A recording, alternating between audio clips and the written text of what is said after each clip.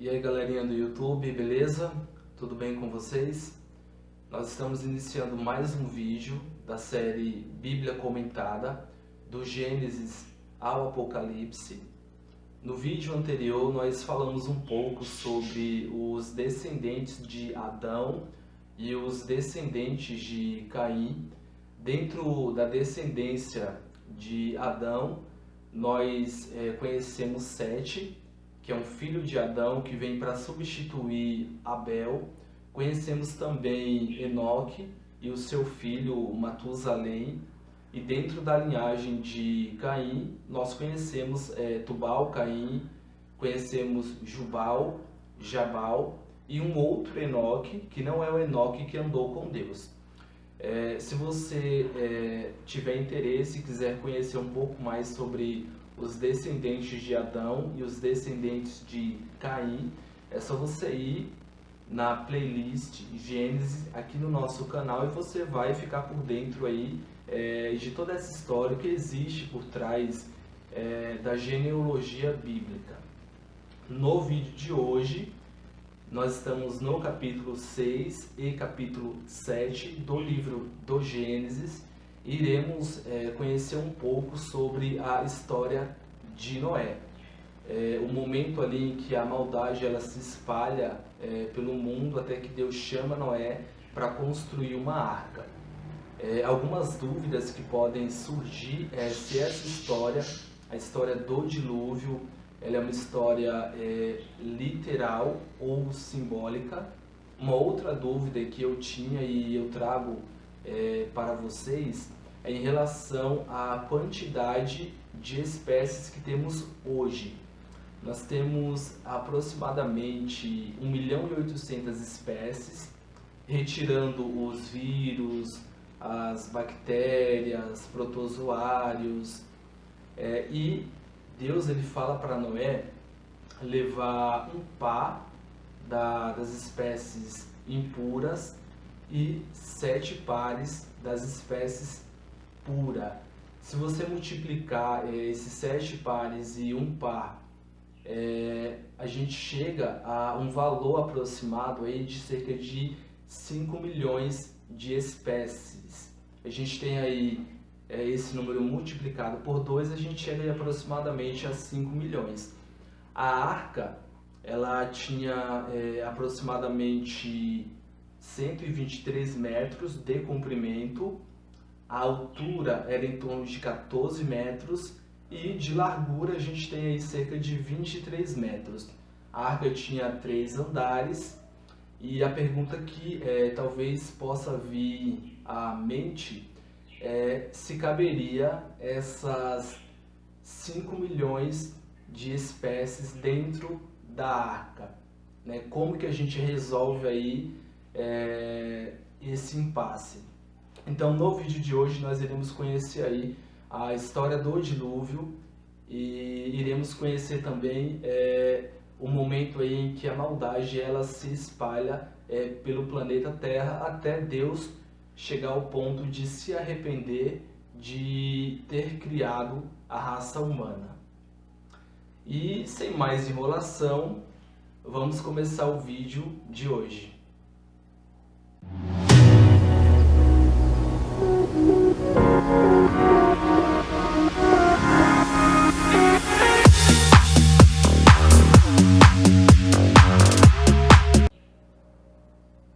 Então, como você já sabe, nós estamos no capítulo 6 e no capítulo 7 do livro de Gênesis. Iremos falar um pouco sobre a corrupção do gênero humano e o dilúvio. É interessante mostrar para vocês que a gente tinha ali no momento pré-diluviano, a gente tinha aí duas descendências. A gente tem a descendência nesse momento de Adão e a descendência de Caim. E já falei para vocês em alguns vídeos anteriores, a descendência de Adão ela se perpetua através de Sete, que é a descendência que escolhe servir ao Criador, e a descendência de Caim é a descendência que escolhe não servir o Criador. A gente tem a descendência de Caim vivendo ao leste do Éden e a descendência de Sete vivendo ali próximo ao jardim do Éden.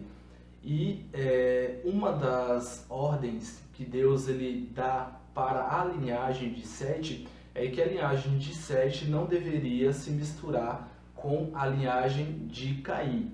Se a gente voltar um pouco na história, no momento que o casal edênico eles comem do fruto da árvore proibida, Deus disse que a descendência da mulher, que seria a descendência de Eva, seria inimiga da descendência da serpente.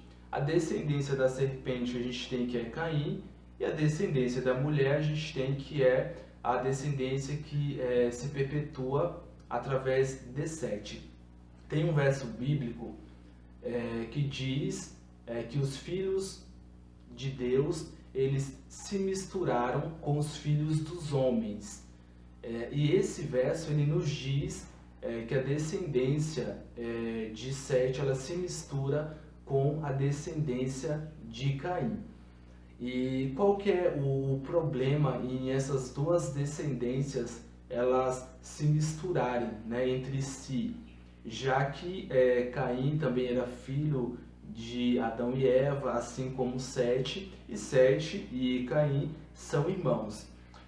O problema era justamente porque a descendência de Caim escolheu não aceitar os princípios bíblicos e vivia uma vida em desacordo com as leis divinas, e se a descendência de Sete se misturasse com a descendência de Caim, consequentemente eles acabariam seguindo os passos da descendência de Caim. Então a gente tem aí, nesse momento da história,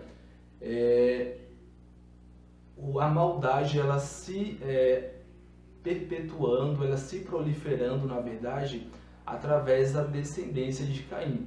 A gente tem Caim como o primeiro assassino. Posteriormente, a gente tem Tubal-Caim, que segue os passos de Caim, também cometendo um outro homicídio. Então, essa descendência era uma descendência que vivia entregue ao pecado, entregue à maldade.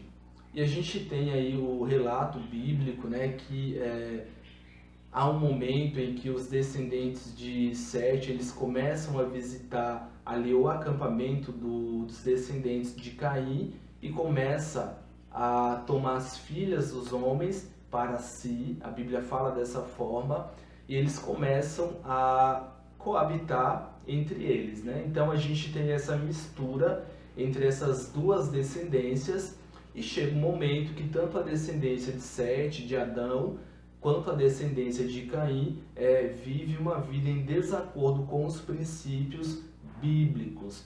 É justamente nesse momento em que a maldade ela começa a aumentar. A Bíblia traz o relato ali que houve uma corrupção do gênero humano, a maldade ela se aumentou.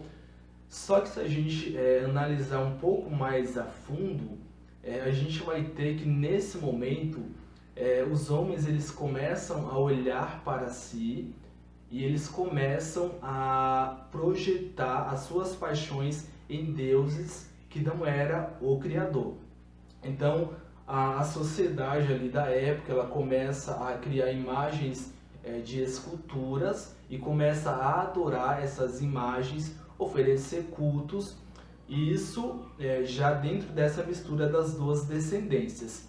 Dentro da descendência ali de Adão, a gente tem um personagem que é Enoque, e a Bíblia fala que Enoque andou com Deus, inclusive Enoque é transladado para o céu, e Deus ele revela a Enoque que ocorreria um dilúvio, e Enoque ele tem um filho, e ele coloca o nome do filho dele de Matusalém, que é Matusalém, que sua morte trará. Quando a gente traduz Matusalém para o português, a gente tem aí essa tradução que sua morte trará, que é justamente simbolizando ou pronunciando que a morte de Matusalém ou Matusalém traria o dilúvio.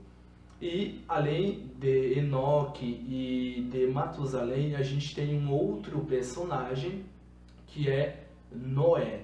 E a Bíblia fala que Deus ele achou graça em Noé porque Noé era um homem justo e Noé cumpria, né, as leis divinas, né, tanto que Deus ele chama Noé e fala para Noé que haveria um dilúvio. Então a gente tem aqui três personagens, Enoque, a gente tem o filho dele, Matusalém, e a gente tem Noé, que são os três personagens principais, além dos filhos de Noé, né, Sem, Cã e Jafé, que era praticamente uma família, um grupo de pessoas que ainda serviam ao Criador.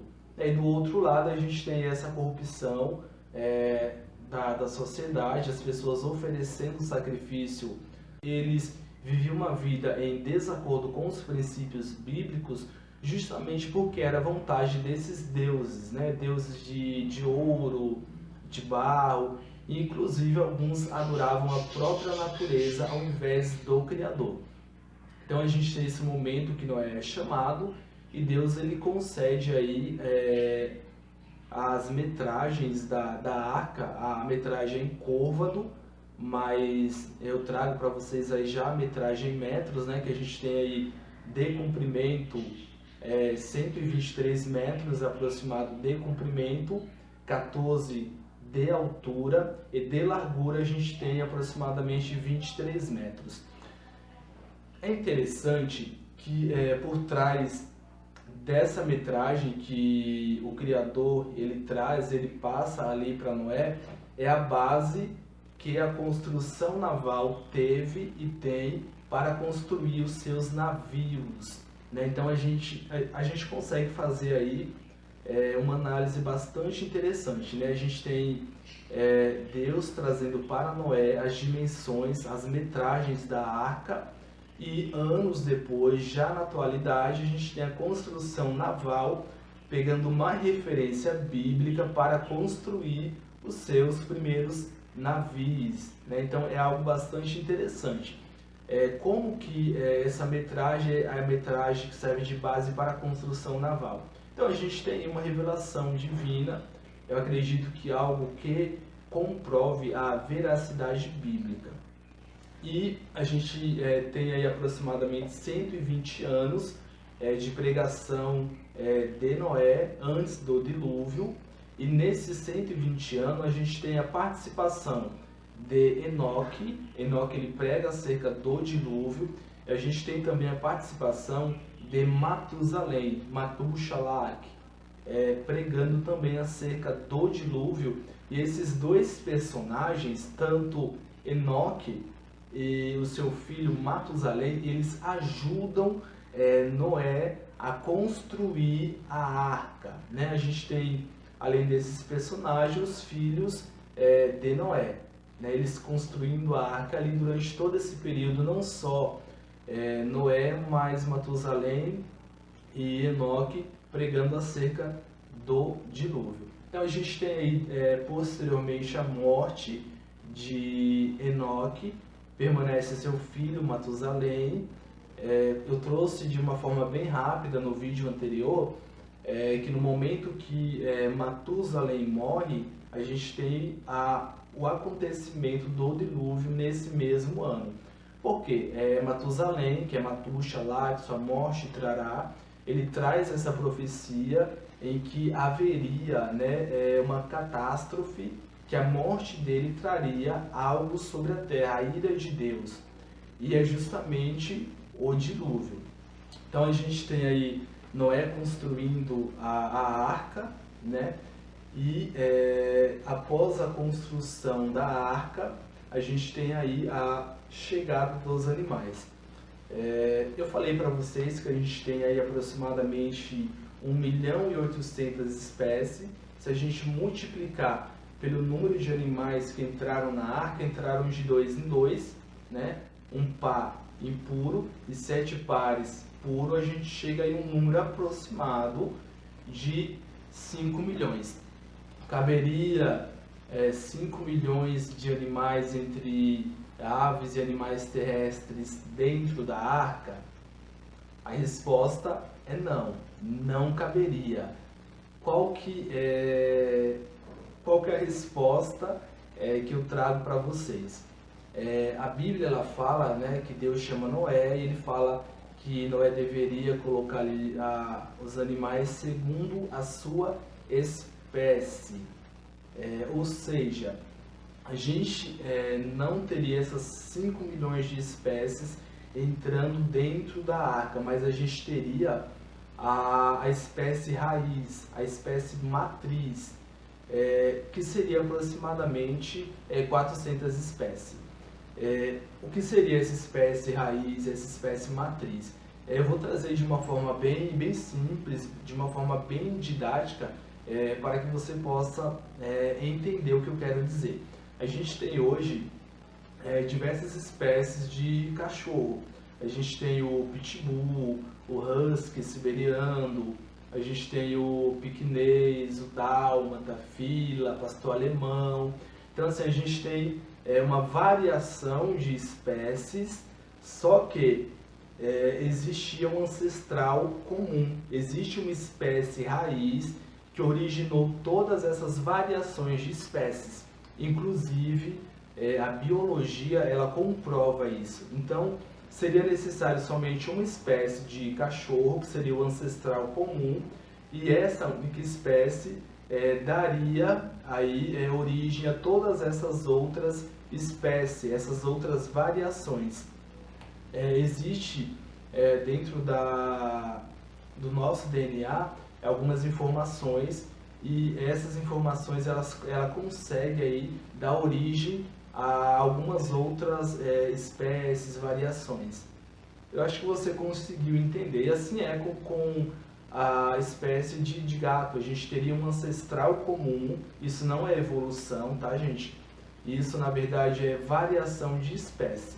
Então, a gente teria um gato comum e esse gato daria origem às demais espécies de gatos que a gente tem. Assim como o cavalo, com o leão e com as demais espécies. Então, nesse momento do dilúvio, a gente não tem na verdade não 5 milhões, mas essas 1 milhão e 800 espécies, né, de seres. A gente teria aí aproximadamente 400 espécies, e essas 400 espécies, após a saída da arca, dá origem às demais variações de espécies, tá?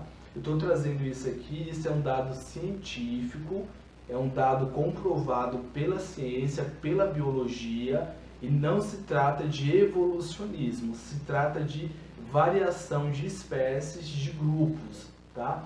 Então, na verdade, a gente tem que Noé levou aproximadamente 400 espécies dentro da arca, espécies de animais pequenos, porque assim sobraria mais espaço dentro ali da arca, que é o que ocorre hoje quando você tem o transporte de um animal do seu habitat natural para o zoológico, ou do zoológico para o seu habitat. Geralmente a gente transfere aí animais pequenos, porque é mais fácil, consumir menos alimento. Então a gente tem essa ideia aí, que foi o que ocorreu aí no momento de Noé. Nesse momento que as espécies elas vêm para a arca, a gente tem que a sociedade ela presencia esse momento e de certa forma ela se impressiona, porque até então a gente não tinha chuva, né? Não chovia, né? Na verdade o orvalho ele regava a terra. Então as pessoas, quando Noé ele anuncia que vai haver um dilúvio, que a ira de Deus ela vai vir sobre a terra, eles não acreditam porque nunca havia chovido, né? Talvez vocês pensem assim, mas eles não acreditaram. Na verdade não é que eles simplesmente não acreditaram, é porque era um dado improvável, né? Não chovia sobre a terra, né? Aí posteriormente, nesse momento que os animais vêm, eles se impressionam né? Porque eles veem os animais ali, a Bíblia fala de 2 em 2, e os animais puros de 7 em 7, eles entram na arca, mas eles estavam com o coração tão endurecido que esse momento aí de espanto foi algo rápido, algo momentâneo. Depois o pessoal volta às suas atividades ali, seria volta ali a se entregar às paixões da carne.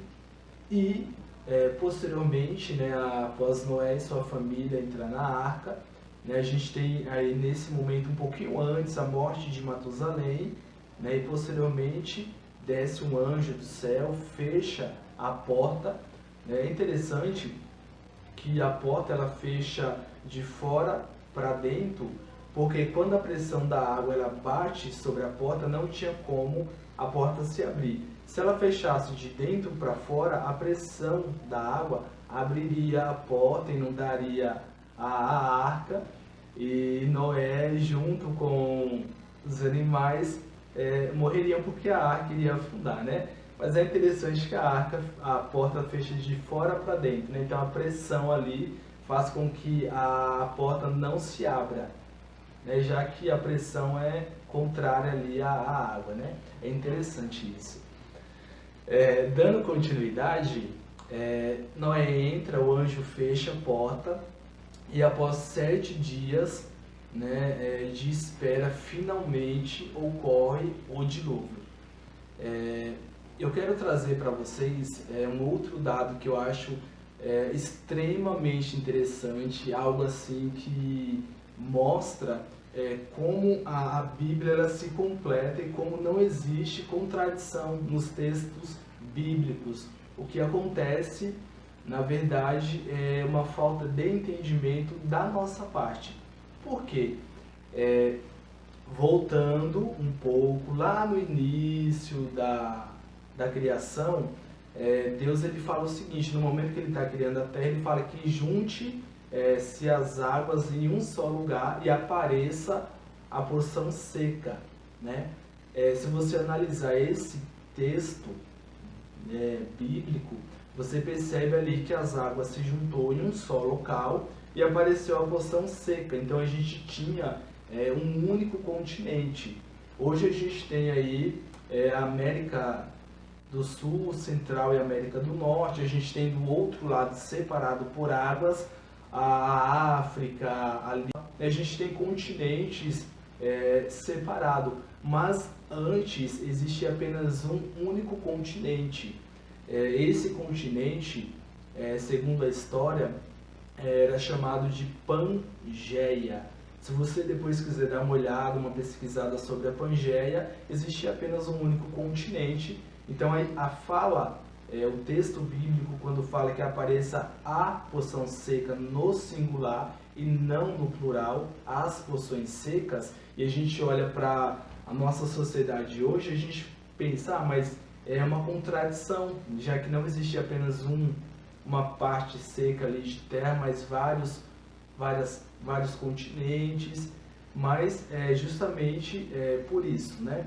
Então a gente imagina que no momento ali que Noé está dentro da arca, a gente tem apenas um único continente, e o texto bíblico ele fala que as fontes do abismo elas se abriram, né? E a água ela jorra da terra para cima. A gente tem aí os lençóis, né? Acho que todo mundo já estudou. E em geografia a gente tem os lençóis, né, subterrâneos, os rios subterrâneos, e nesse momento dos rios subterrâneos essa água ela jorra de baixo para cima, e posteriormente a gente tem as comportas do céu se abrindo e a chuva vindo de cima mesmo. Então assim, a água do dilúvio veio em duas direções, ela veio de baixo da terra e a gente tem a água vindo de cima. Nesse momento em que a água vem de baixo para cima, você imagina a terra tremendo como se fosse um terremoto. A ira de Deus estava ali naquele momento, e nesse momento a gente tem a terra se dividindo. A gente teria esse único continente, que é a Pangeia, e nesse momento há uma rachadura, né, no continente, e a gente tem aí a separação. Então a gente tem de um lado a Europa não, a América do Sul, do outro lado a gente tem ali o continente africano. Se você olhar, eles se encaixam perfeitamente, assim como a América do Norte, ela se encaixa ali com a Europa. Então, se você olhar no mapa, eu vou trazer a imagem aqui para vocês, o continente ele se encaixa, né, mostrando mais uma vez a veracidade do texto bíblico, né? E é nesse momento do dilúvio que a gente tem o continente, que era apenas um, se rompendo e se dividindo em vários continentes, né? Por que eu trago isso para vocês? A ira de Deus, né, naquele momento foi tão grande, que as águas que jorram debaixo da terra, ela rompe, ela divide o continente, né? E aí a gente tem, dando sequência à história, ocorre o dilúvio, né?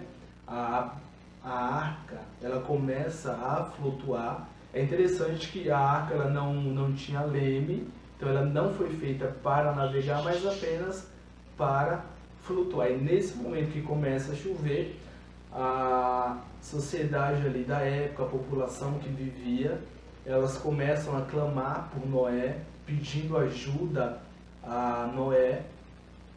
Eu imagino duas coisas interessantes, né, que eu imagino. No momento que o anjo desce, que ele fecha a porta, Noé olhando para a população ali da época, e nesse momento em que começa a chover, porque imagina você, 7 dias, né, se passam, Noé dentro da arca, né, e não chove, então a população em volta começa a zombar de Noé, né, ridicularizá-lo.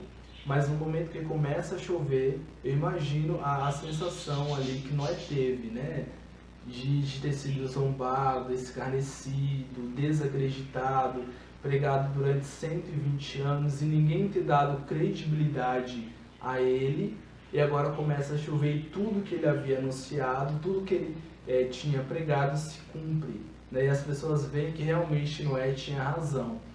É muito bom quando a gente tem razão e está certo de alguma coisa, né? Então eu imagino que Noé deve ter, por um lado, ficado feliz, por outro lado, triste, pelo número de pessoas que haviam se perdido. Então a gente tem aí o dilúvio, né? A barca sobe, o dilúvio ele dura 40 dias, né? E Noé ali dentro da arca.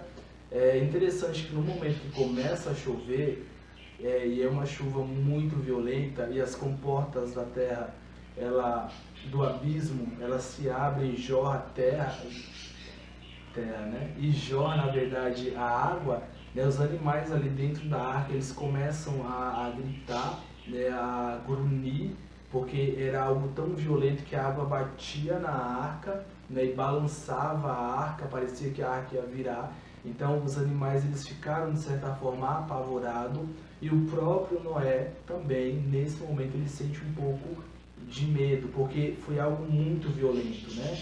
Tanto que a gente tem a rachadura aí do continente.